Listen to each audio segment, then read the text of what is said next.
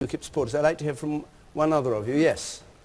The gentleman with his hand up there, yes. well, I'm a Labour supporter, but I voted for UKIP the last election.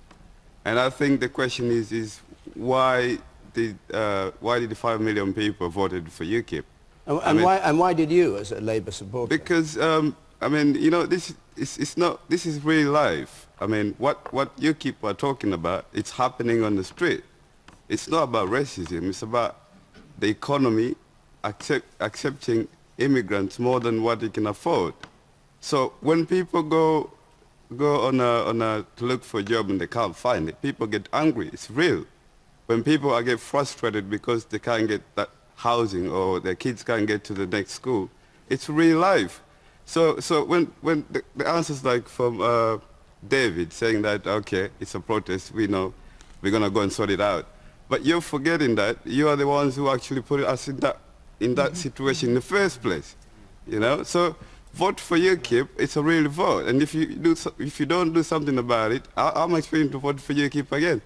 Right, well, when you say we've got to do something about it, I would say that the coalition, in the 4 years that we've been in government, have been sorting out a mess, and I think we have been doing things about a lot of people's worries. If you want an effective voice in Europe, so it stops keep on taking more and more powers over us, that is what David Cameron has been delivering. And I think at the next election... But people don't believe that, do they? The whole reason, I think, why UKIP is attracting support in quite significant numbers is precisely because they don't think David Cameron has been batting for this country in Europe. And I think that's a perfectly valid charge to make. We'll come to that in a moment. But in which case, don't make it Europe. Take it, the decisions we took on the economy. We took some very tough decisions on the economy in 2010, 11, 12, and now the economy is great. And we have similarly taken, we have reduced the total amount of migration.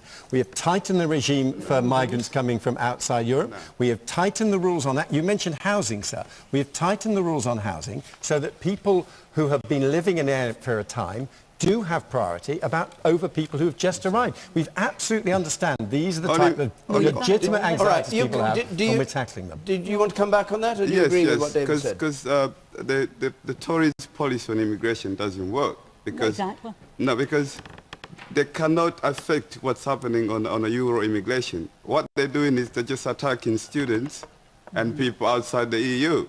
You can and it's only a tiny small number of those people. It's absolutely right. Sorry, I've been terribly polite, but I realise in this panel you're just going to have to talk over people. It's the only way I'm going to get to speak. But I think the lady over here made a very important point, a direct point about Labour, and I really want to take the opportunity to address this because I think it's a current in the debate.